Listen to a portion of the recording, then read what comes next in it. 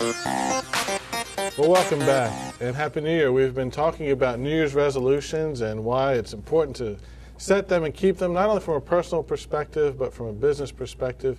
And we've discussed that the two main areas in which people set New Year's resolutions and set goals are related to health and related to finances. We have with us today an expert in setting and keeping health-related goals. His name is Jeff Ronald. He's founder and director of Pinnacle Health Solutions.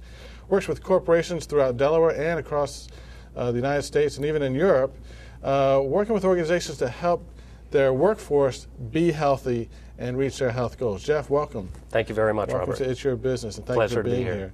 Now, I know a lot of people set health-related goals this time of year, but not as many keep them. What are some of the things that cause people not to be able to keep their health goals? That's a very common question. In fact, I train physicians in our offices on how to help people avoid the common pitfalls when establishing new health habits or maintaining behavior change sustained for the long haul. So there are 5 common pitfalls. Okay.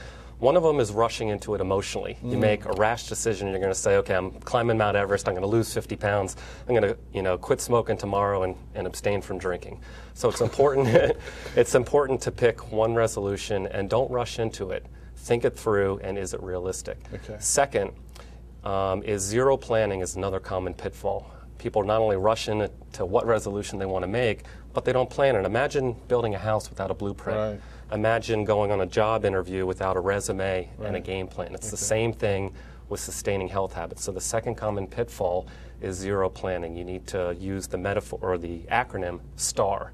Keep it simple.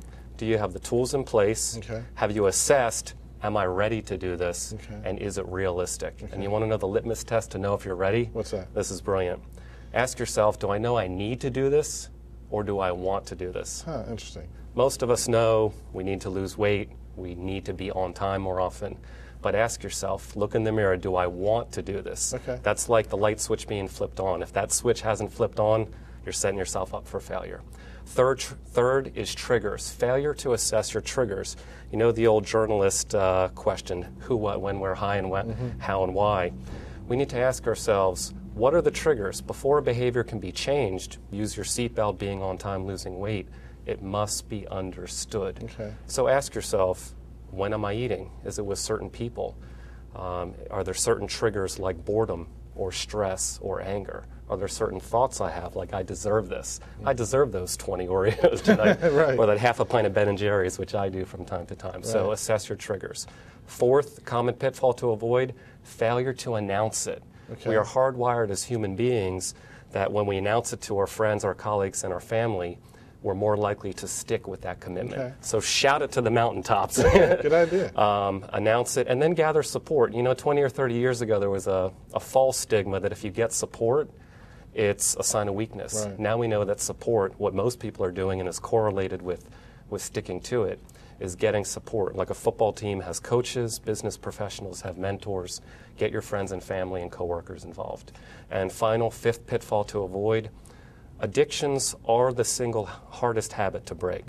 If you look at something like smoking, for example, that has a strong physical component, that has a strong psychological component, or a drinking issue. Okay. So before rushing into changing a health habit, ask yourself, is this a bona fide addiction, and do I need to seek professional help? So I have both tools on my tool belt and perhaps medication to complement that I as need well. a little bit more help if it's a physical issue. Indeed. So what are some ideas of ways we can overcome some of these pitfalls? What can we do? That's also a very common question. There are 5 practical tools that you can do to what, I don't know if I coined this phrase, stick-to-itiveness. Okay. 5 typical things you can do. One is prep for the challenges.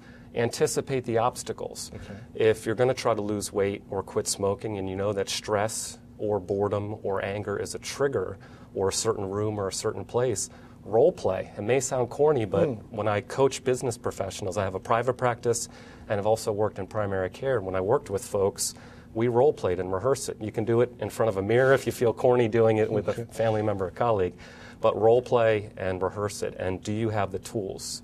Do you know how to relax? Do you know how to do deep breathing?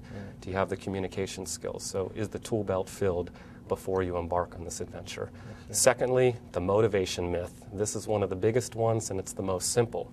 Most people believe, You know how the enthusiasm wanes after a few weeks or a couple of months? When that enthusiasm is waning and you tell yourself, when I have the motivation, I'll go on that walk at work, or when I have the motivation, I'll do X, Y, or Z. It's actually the reverse. Okay. It's counterintuitive. Action precedes motivation. So it's almost like the Nike cliche, just do it. Right. If you've said, I'm going to walk 3 times a week at 12 o'clock, just put the shoes on, go outside the front door of the Delaware State Chamber of Commerce, and just showing up, typically you'll get a groundswell of motivation, almost like a spark triggering a wildfire. Sometimes just showing up will spark that motivation. And third, perception. Very often we have an internal monologue or internal dialogue that hinders us and will diminish our enthusiasm for sticking to it. For example, 2 quick examples. Somebody's trying to lose weight and they're hungry. They might say to themselves, I deserve to eat, or this isn't working. You can reframe that or reappraise and reassign the meaning and say, now that I'm hungry, my body is burning fat. It's working. Oh, okay. Or a smoker, take for example, a smoker experiencing some withdrawal symptoms. I can't handle this, I don't deserve this. You can reframe that and say, it's temporary, and it's my body's way of cleansing the nicotine. You've reframed it to a positive that's going to build up your confidence. Interesting.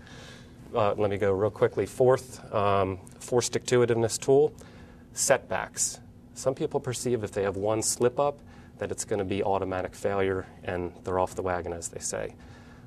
Remind yourself that one setback is only a step back. And a great metaphor is visualize a ladder. If you're going 2 rungs up the ladder and 1 back, 2 up, 1 back, 2 up, 1 back, you're continuing to make progress. Okay.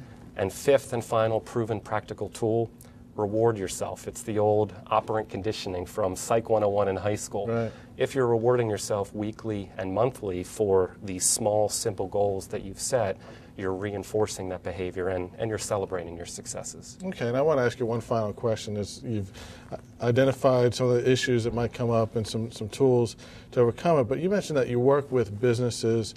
This is a show about business. Why would a business owner be concerned about health issues for himself or for his workforce? Indeed. The driving force, Robert, behind this growing trend for corporations and even small businesses to embrace wellness is profits, in a word. Okay. It goes without saying. It's no secret that from the Fortune 500 companies, DuPont and J&J, to even smaller organizations like I work with here in Delaware that might have 10 or 20 employees, profits is driving the decision. Wellness is now part of the strategic business plan because of tangible metrics like reduced healthcare costs, lower absenteeism rates, reduced turnover, diminished burnout, and on the flip side of that, raised productivity and performance. What HR professionals tell me across Europe and the United States is, in addition to saving costs, they also want to be an employer of choice.